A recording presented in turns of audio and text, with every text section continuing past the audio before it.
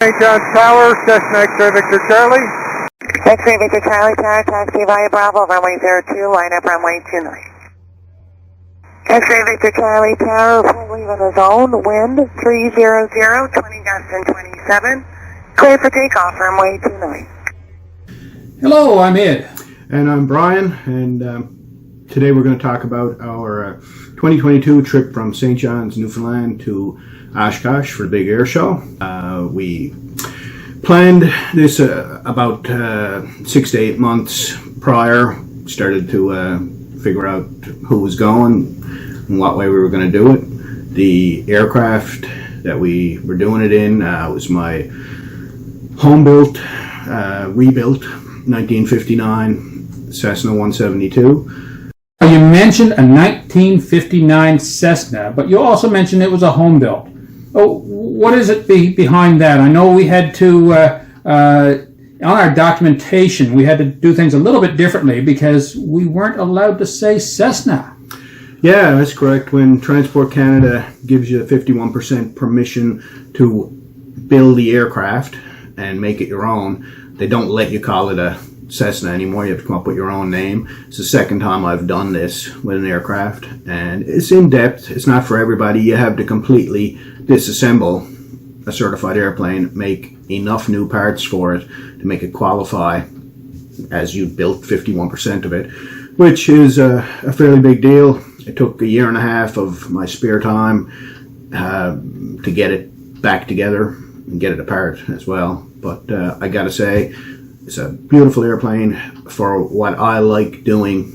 It's great. It's very simple, steam gauges for the most part. So it's called an Av Sport Sky Ranger.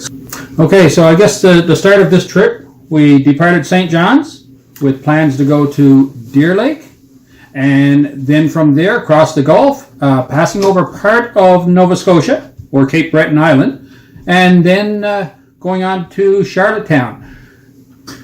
So the weather, we weren't too sure on the weather for several days. We had some terrible weather moving up to our departure, and it delayed us a bit. We started off somewhere around 10:30, I believe.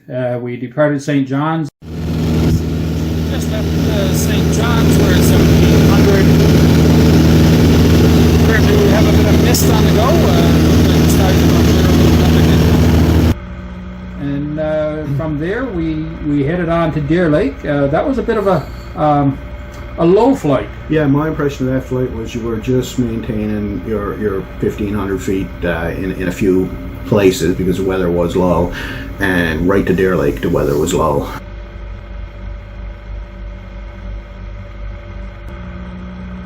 Though the ceiling was low, the drizzle had stopped as we passed by Gander Lake, Grand Falls, Howley, and headed into Deer Lake.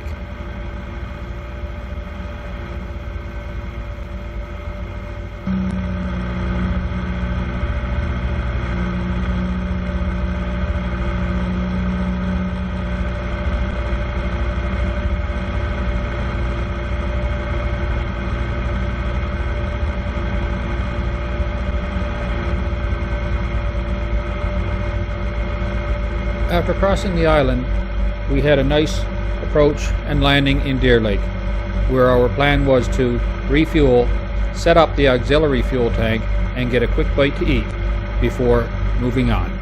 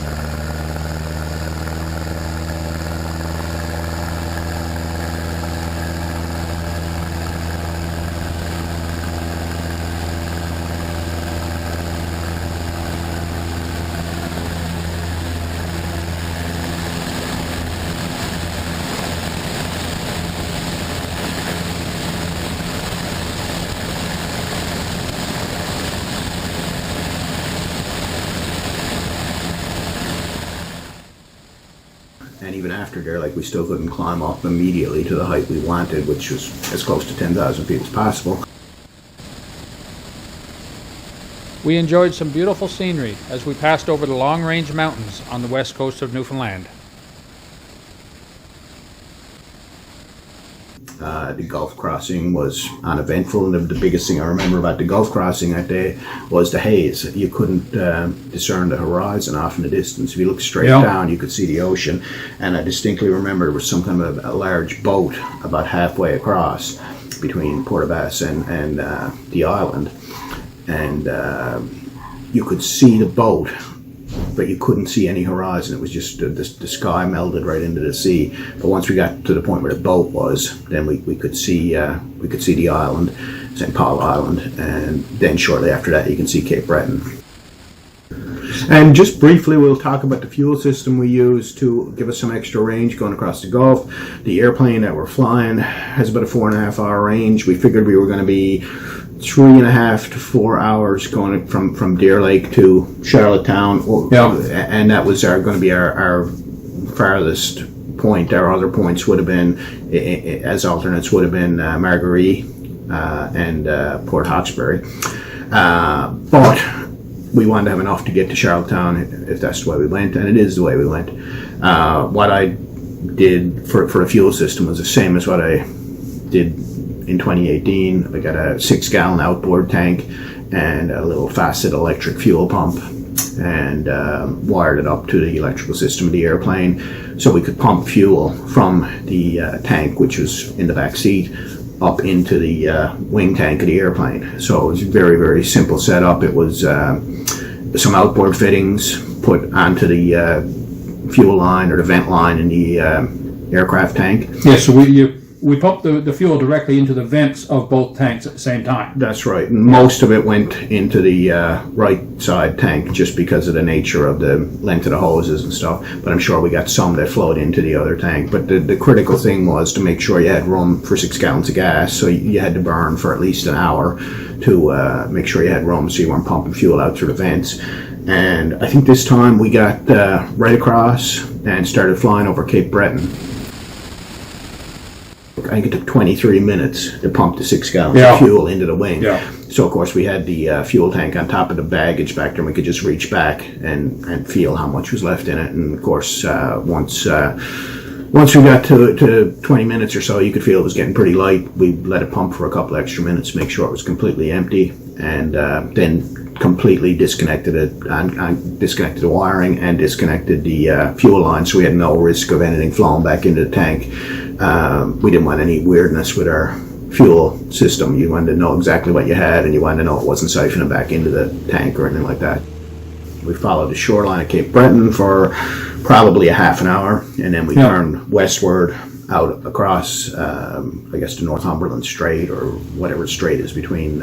Straight for Charlottetown. Yeah, and headed straight for Charlottetown. And let's say Charlottetown, when we got there, it was very hot, but it was a quick refueling stop, and then immediately got on to go again. And quick flight from Charlottetown to Miramichi, relatively speaking. I think the flying time from one to the other might have been an hour and a half, maybe.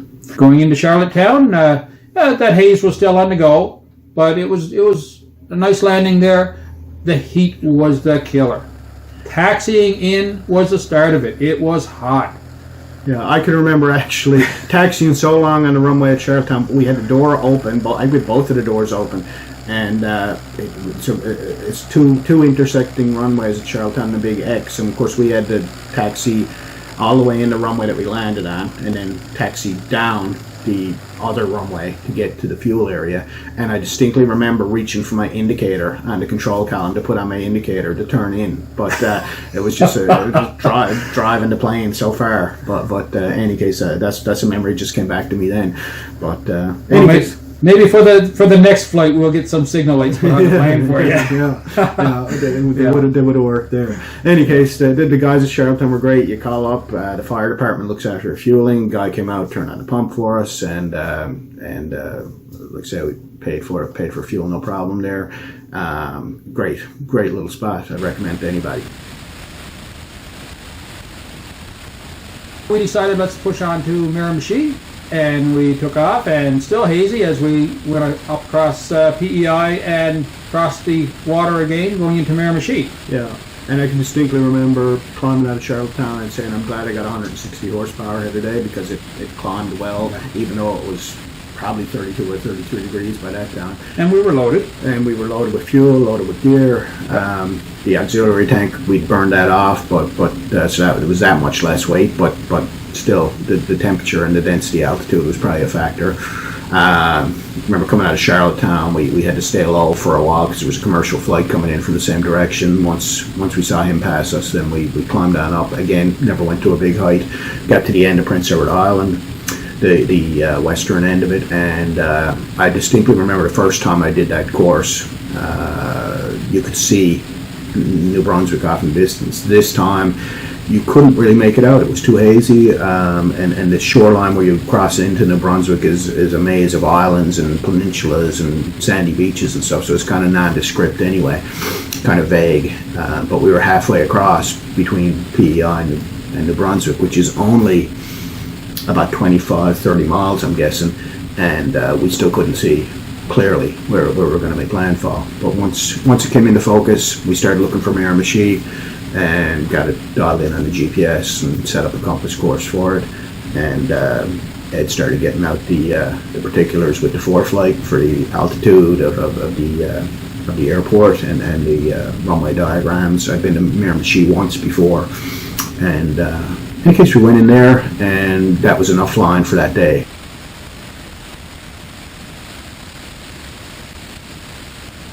In any case, Miramichi is a great little town. They have an active Copa flight there at Clubhouse. I'd recommend to anybody. They do have a museum in its infant stages. Hopefully it works out. We met the guy later that was running the museum there. They got a small hangar right next to the terminal, and I hope they do well with it. I'd say there's some nice artifacts there.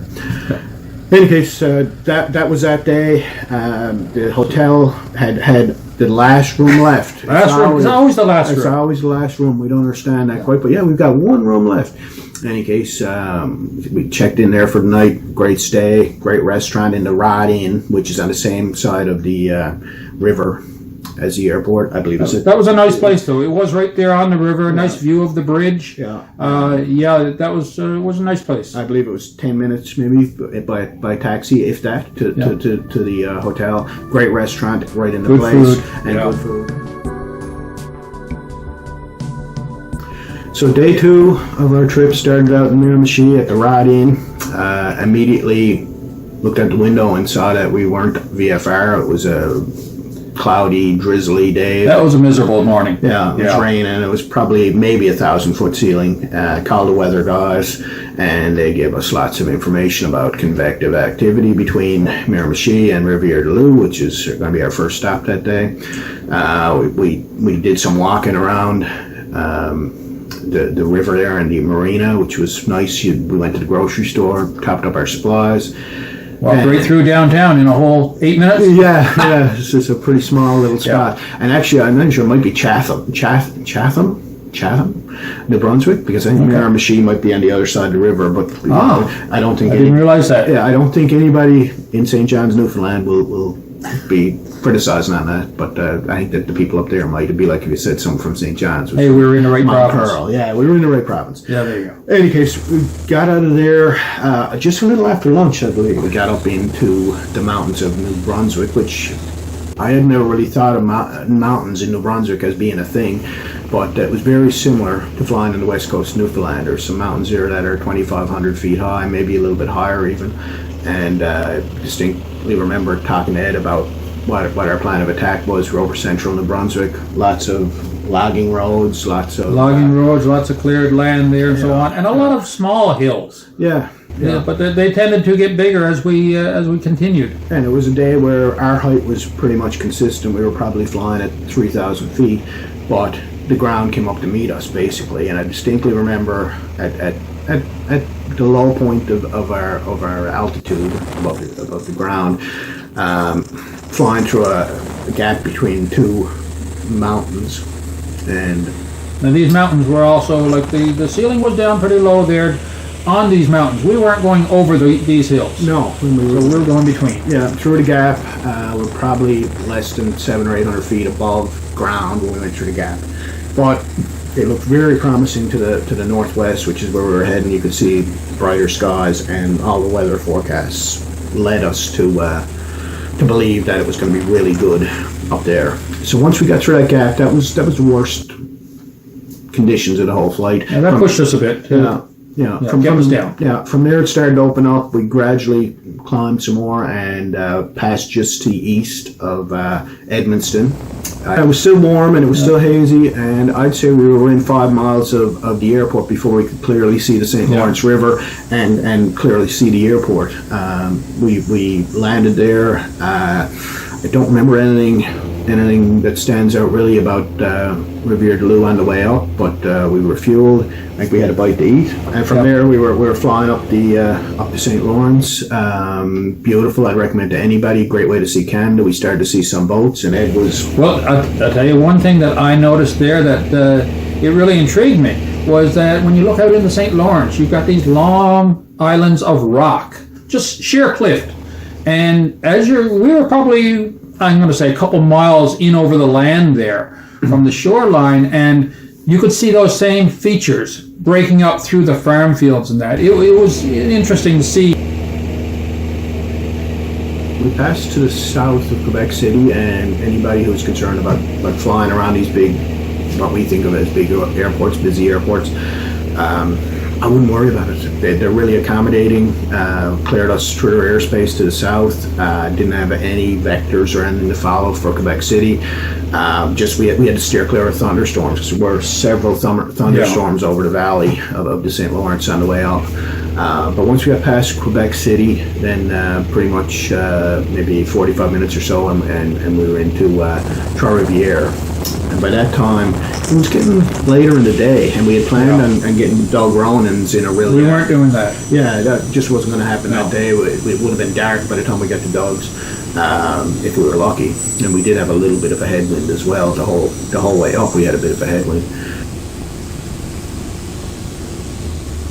The guy in Cornwall Aviation was a really good guy to deal with. He had some lodgings and stuff there, maybe a hostel or something. I wasn't sure, but we called. Well, we were in the air at that time, and I think we made several calls to keep the communication going. Yeah, which was great having Ed, because Ed was a master of the technology, and he was making phone calls through his headset and stuff that would have really distracted me from flying the airplane for sure. And again, I'm not a very... It was still hazy too. Yeah. The conditions weren't the best. We had to maneuver around a few of the cloud systems there. But yeah, by the time we got halfway to Cornwall, we had kind of some loose arrangements made to stay in Cornwall for the night, which we weren't sure what to expect there. I'd been to Cornwall a couple of times before, but never stayed there. In any case, beautiful little airport. We ended up landing there. I'm going to say it was probably late afternoon. Yeah. It was probably 5 o'clock. And like I say, if we had to go into Doug's probably another 2.5 hours flying time from there, and it just would have been pushing us beyond what we were comfortable with. Yeah. And it wasn't a race anyway.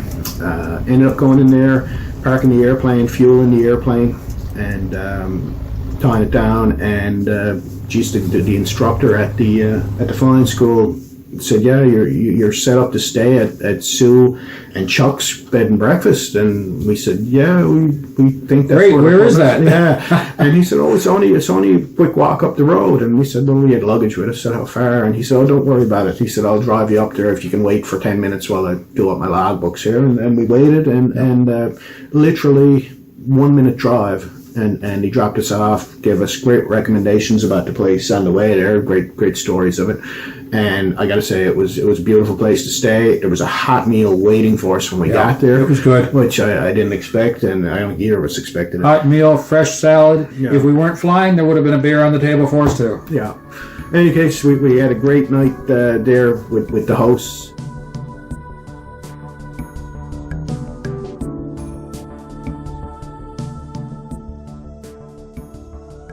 So day 3, we had a early rise at the bed and breakfast in Cornwall. We had a great morning meal.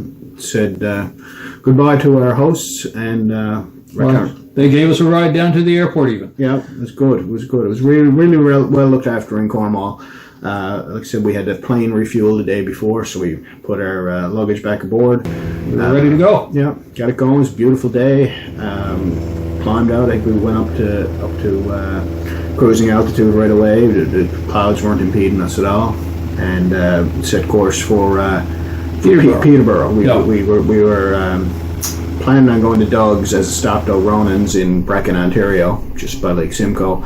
But we decided that it didn't quite make sense with being in Cornwall to stop there. So we stopped at Peterborough. Peterborough's a busy little spot with a flight school. And to make that even busier, going into Peterborough, we had thunderclouds on both sides of us. And we went right through the middle there, and there was another one moving in over the airport itself, I believe, as we landed there. I remember the big green spot showing up on the ForeFlight screen. And anyway, got in there, refueled. We weren't there very long, and got back out and immediately headed up towards Lake Simcoe. We crossed the bottom of Lake Simcoe, and I believe we pretty much went right over Barrie, Ontario. Yes, we did. Yes, for sure, Barrie. And I recall nice to see the boats and so on out on the lake there. And there's a few other seaplanes, I believe, flew just below us. Right, and crossing the lake. that was one thing that I note this time that I didn't last time. On the ForeFlight with Ed operating things and the updated ForeFlight we had, you could see the traffic or most of the traffic on the screen, which was nice. You could tell where stuff was. There's aircraft we physically viewed that we wouldn't have picked out, except for no one to look for them because they were on the screen, little arrows on the screen. From there, So we went in over Barrie there, and then we had the Niagara Escarpment. Yes. It was off on our left there a bit as we started to head up toward the Bruce Peninsula. Yeah, started up the Bruce Peninsula into the Georgian Bay area and Wyerton. We had good service there.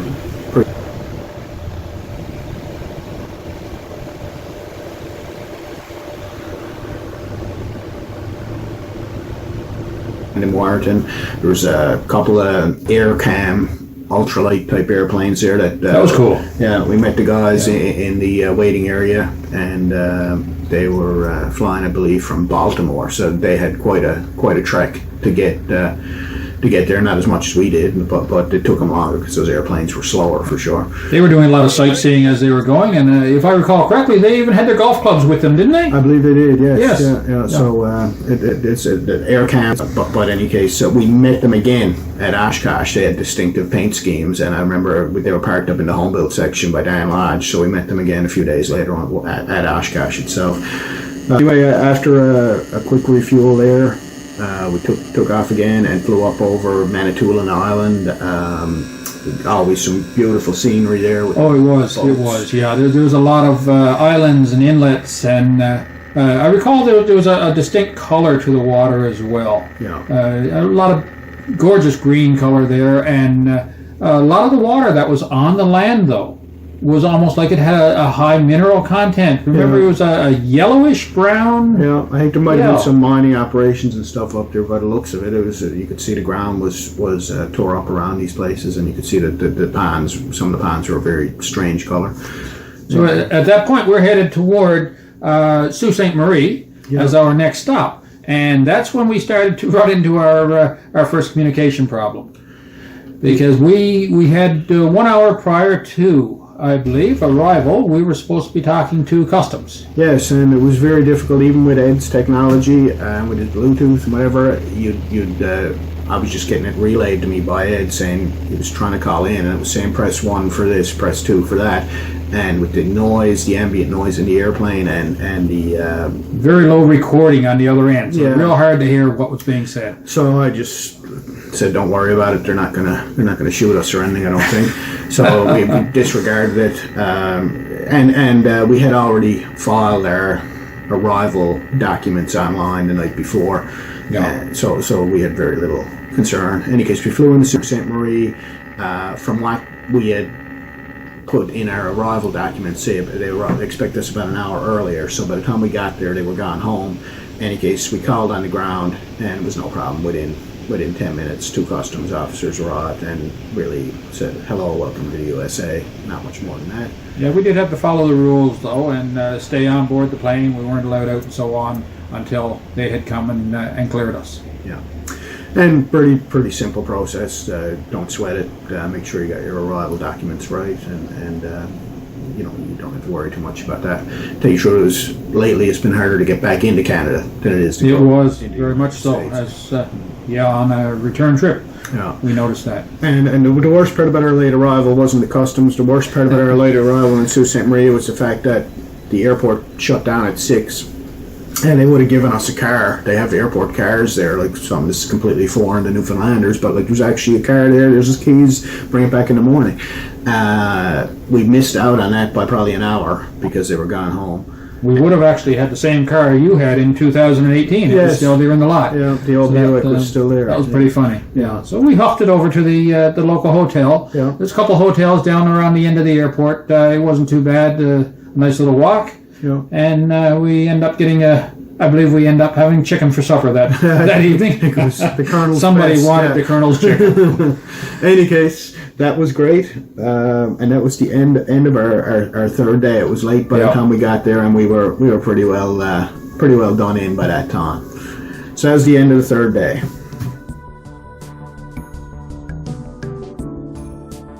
The weather that day wasn't stellar by any means. It wasn't a bright blue sky. It was overcast, but they were gradually giving out better as the day went on. I think when we left there, the ceiling was probably 2,500 feet in Sault Ste. Marie area. Did we have that? Did we have that? That might have been what they were forecasting. Yeah, I think it was quite a bit lower than that as we passed out over the town there. Well, I can remember taking off and being at a height that was comfortable, and again, you're flying over the Upper Peninsula of Michigan, not a particularly mountainous area, but my distinct memory of that morning was very similar to when we left Miramichi over New Brunswick. It was like you were flying at ceiling, and as you went, the ground was coming up to meet you, because the Upper Peninsula of Michigan has some height to it. So we flew for not a whole lot of time. The whole time you were very, very conscious that you were just maintaining minimums. Maybe a little bit to the better of minimums. I think we were less than 2,000 feet. And the center of the Upper Peninsula started to come up to greet us. Distinct memories of a road off to our We had the highway to our left there a little bit, that's the main highway that goes from Sault Ste. Marie down to basically Green Bay. And we got to a point there where I said to Ed, I'm not comfortable with this. This is as low as I want to go. I don't want to get the legal minimums here.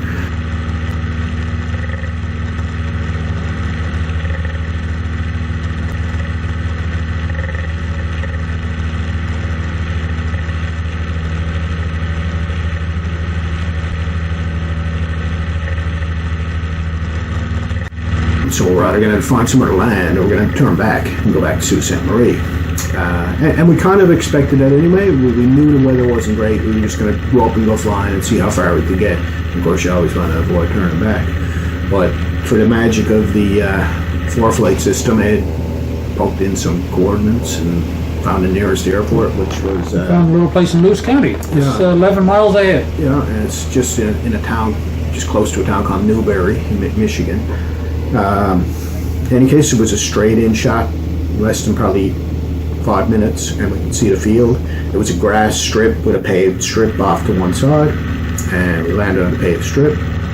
We planned to basically refuel there, wait for the weather to clear a little bit, and then we were going to head on our way. So we taxied right up to the pumps. Taxi to the pump, same as most of the setups in little small airports out in the country. There's nobody actually there, but automated pump in a shed, and you pay with a credit card, which is great. And immediately upon getting out of the plane, Ed said, "Geez, is that front tire different to you?" And I said, "Geez," that's half we flat. had a flat.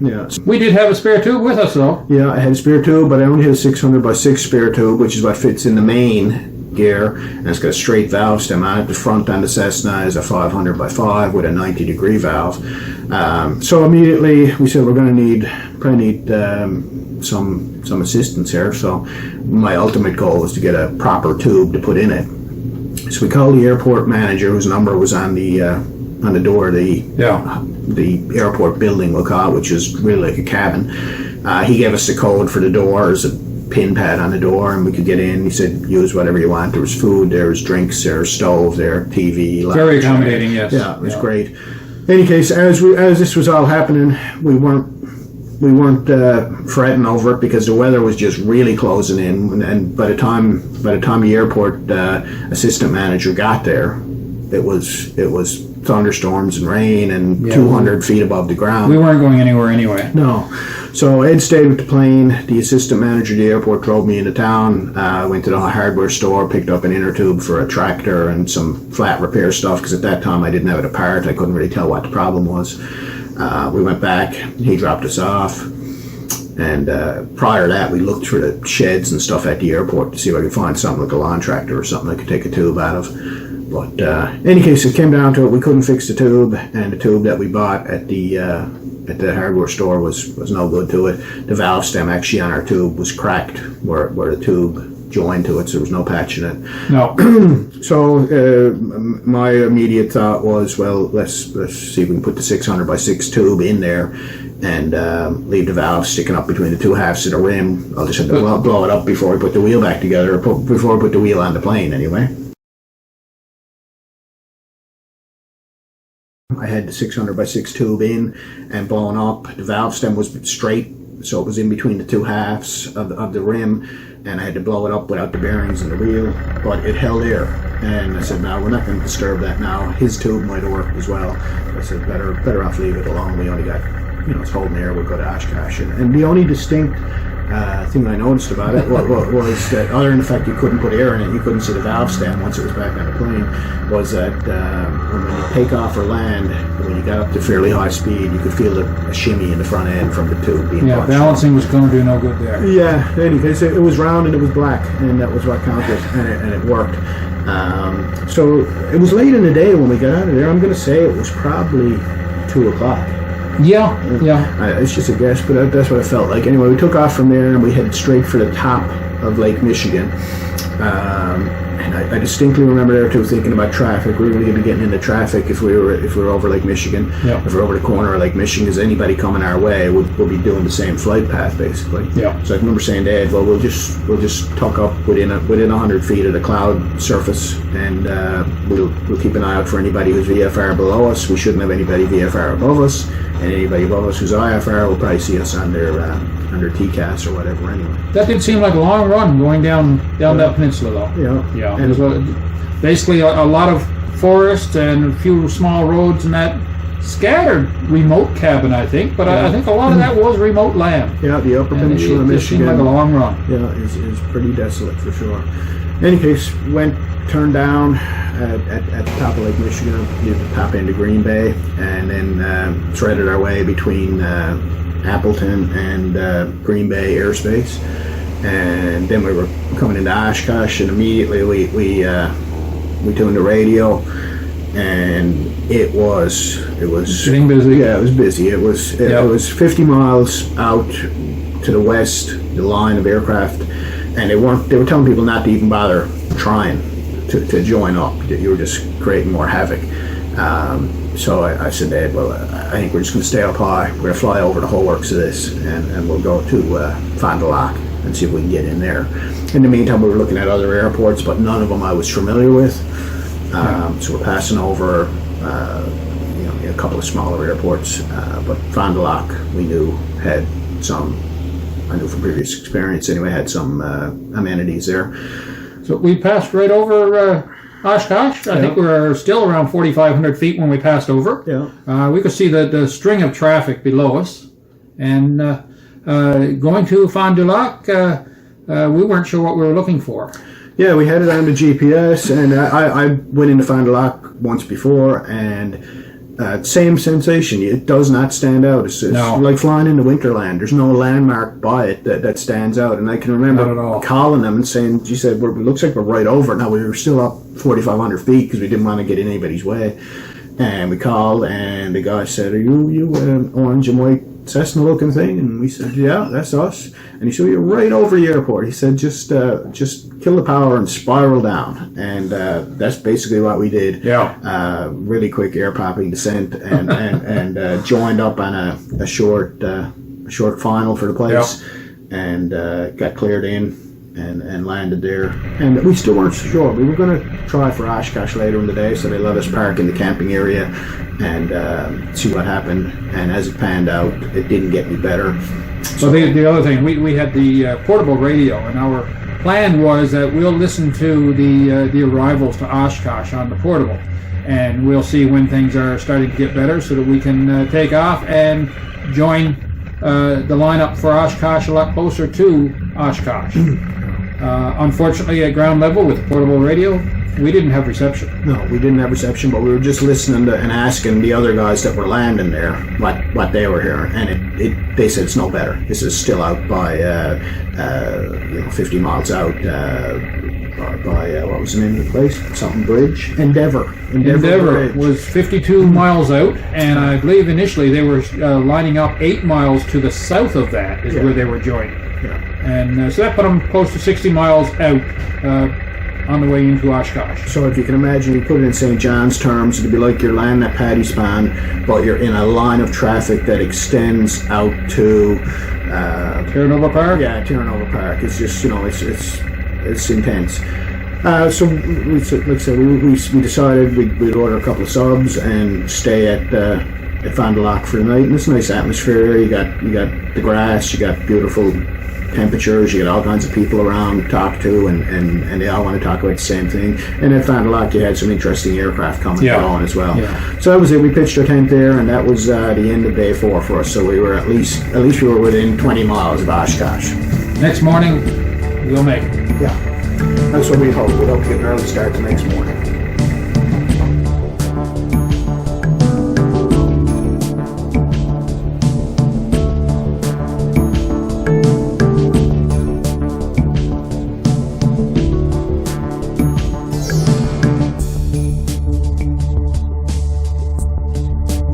Day 5 started out at early rise in Fond du Lac, get the tent put away, get all our gear put away, and great airport, great facilities, showers, good camping. The only about it, you got to pay the same for one night as if you stayed there all week. But our goal was to get to Oshkosh, so staying there wasn't an option regardless. But we did have an all-week parking pass or camping pass. Yeah. In any case, our goal was to get on the go early, get into Oshkosh as soon as the airport opened. So we were trying to join up in the lineup and approach, to coincide with around 8 o'clock. And I believe we took off probably shortly after 7. Yeah, we figured if we took off at 7 that we would be we'd have the jump on everybody. Yeah. It didn't work that way. We got in the air and started to receive the transmissions from Oshkosh and go west. Yeah, even before that, the guy from Fond du Lac on the radio, he informed us. He said, "Yeah, you're not gonna scoot around anything today." He said it's already out to Endeavor again.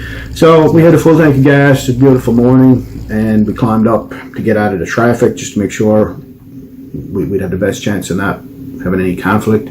And we flew straight out to Endeavor, and I can distinctly remember looking down over the nose, trying to find a line of aircraft against the ground, which is not always easy. That was a bit difficult. Yeah, but basically the ForeFlight helped us again there because you could pick out the line of aircraft. Most of them have transponders on. You could pick it out. Anyway, so then we had to fit in between those aircraft somehow. So we started a steep descent and kept our eye on a gap that we were looking at that looked like it was a half a mile long. I managed to fit in between 2 aircraft, and then it was just like, let's concentrate on the aircraft. Ed, you concentrate on the aircraft. I'll concentrate on keeping us at 90 knots and keeping us at 1,800 feet, which was the circuit height. And then we had a few more that were faster than that, just above our heads. Was 500 feet, I think, 2,300? 2,300 was the faster aircraft.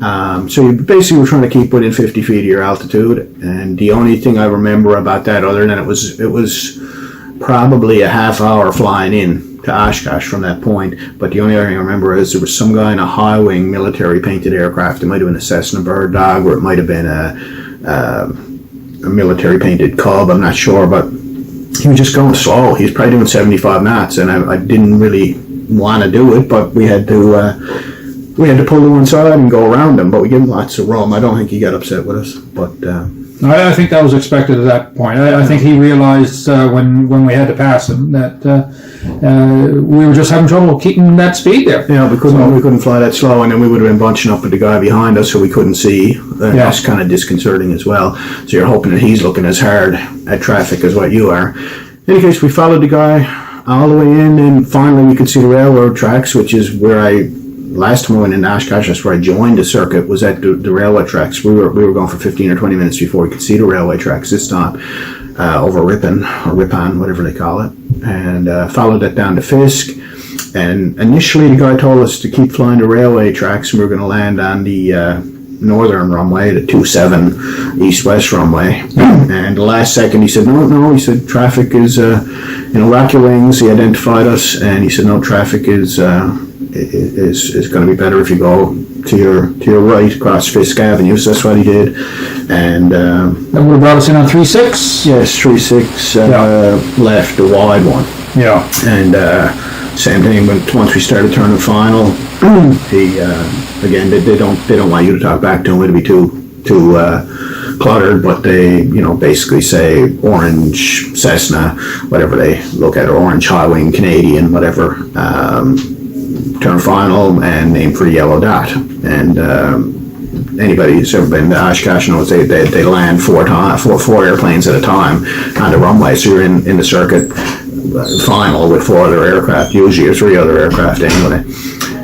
Traffic inbound from Fisk, 1,800 feet over the railroad tracks. We'll pick you up on the half-mile right base and get you down. We're not turning to the grass today. It's only on the hard surfaces. We got the Cessna just crossed the threshold. Keep it airborne. Don't touch down. Give me a little power all the way down to the white. A little power. Lance, you're putting it down on the numbers. This is going to work out great. Hold out the tango. That's it. Just a little more power. Don't touch down to the white dot. Just a little more power. Just a little more. Perfect.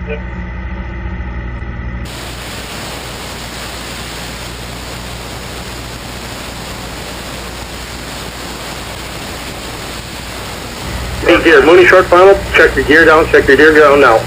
Mooney, check your gear. Mooney, check your gear. Mooney, check your gear. Mooney, check your gear. Flight of 2, start setting it down now. Canard, left turn to the next start service. I know you won't take the grass. I got a flight of 2 coming behind you. Mooney, put it down now. Mooney gear. Mooney, put it down. Good job. Flight of 2, keep it airborne if you can. Little power. Traffic closing behind. Power. Good job, guys. Good job. That's it. Alright, traffic moving on runway 36 right. 36 right, give way to the aircraft up ahead at Papa 2. Give way to the traffic. No, the guy who's rolling out on 36 right, just keep it rolling. He's going to wait for you. He did it wrong. So the traffic rolling out. All right. Watch the follow Cessna. He's slowing down. Good job. Thanks for the help, guys. Mooney, keep your speed up to get off the runway. The yellow tail dragger, great job. Make the left turn when able. The grass is good. Traffic on short final, just put it down. Traffic at the purple dot. Pick up the speed to the yellow dot. Then a left-hand turn whenever you can. The grass has been rolled smooth. Welcome to the show, guys.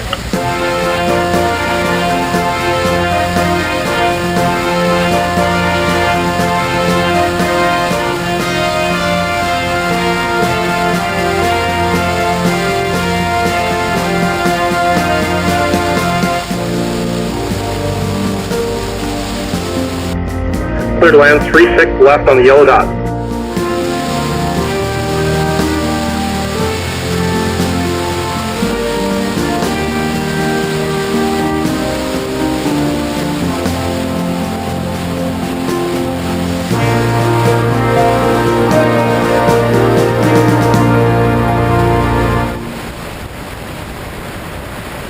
Turn off to your left under the grass as soon as possible, which is different for people that are used to flying from paved runways. You don't often turn off under the grass. You've been on the grass before with that plane. Yeah, there's no difference to me. It was strange to turn off a paved runway under the grass, especially when there's taxiways there. But anyway, just trying to get you off the runway as quick as possible, and then you open the doors and you just follow the rest of the plane. So we taxied back to the south and to the camping area, because you put your little vintage aircraft camping sign in the window, and then the marshallers are looking at that and they're pointing which way to go. And usually there's some guy on a scooter or in a Volkswagen Beetle or something, and you just follow them. And we were following a string of 10 aircraft following a guy on a scooter, I believe. So after we landed on the yellow dot there, and unusual to most but normal to people like us, and taxied off onto the grass. We joined them into the string of traffic that was headed way down the other end of the field. That must have been what, a mile and a half down? Yeah, well past the end of the runway. But we locked out. Yeah, we did, because you pass a sign in the ground that says you're now entering Fond du Lac County as you're taxiing in Oshkosh, which I say, geez, this is a big spot. But in any case, they had the airplanes parked in rows, row upon row for camping, and we were ready to head down to the bottom, that's where everybody else was going, but the guy stopped us and motioned us in between one of the rows, and I immediately said, hey, what's going on? Where's he going to put us? How's he putting us in here? In any case, taxied on in, and they ended up, we were in between the two rows heading towards the road, and parked us there. We were basically put on display for people coming down that road. Yeah, they said if they had anything interesting come down, they were told that they were going to try and fill in some more spaces this year and give some more parking area by putting them pointed 90 degrees to the rest of the aircraft at the end of the row, so when people were going up and down the road, they'd have more to look at, and they'd also have more camping areas available. Yeah. So yeah, it was awesome. We were interesting because straight tail Cessna. Straight tail, right? You don't see too many of those. No, and that being said, I think the next row up from us was a nicely restored Cobb from the 40s, and there was a Lusk come up there that was so shiny it'd blind you. And a side note to that, because we were parked there, when I was looking for a paint scheme for my airplane, I looked through the internet and picked one that I liked the best, and did it almost identical to what I saw. I don't believe in reinventing the wheel. And the next morning, as we were getting up and getting some breakfast, an older guy showed up and told us a story. He said he was looking for us the day before, and he said he saw the airplane and he thought his son had flown to Oshkosh in their airplane, which is the one that I saw on the internet that I did my paint scheme after. He said he didn't think there was another one like it. He says a paint scheme he came up with himself, and I took out my phone and said, this is the airplane I modeled it after, and he said, yeah, that's my aircraft. Anyway, that was a neat cons. He was pretty thrilled with it. Well, initially, I believe he looked at the plane and saw that the scheme didn't look at the letters on it. Yeah. And he called his son and said, I didn't think you were coming. Yeah.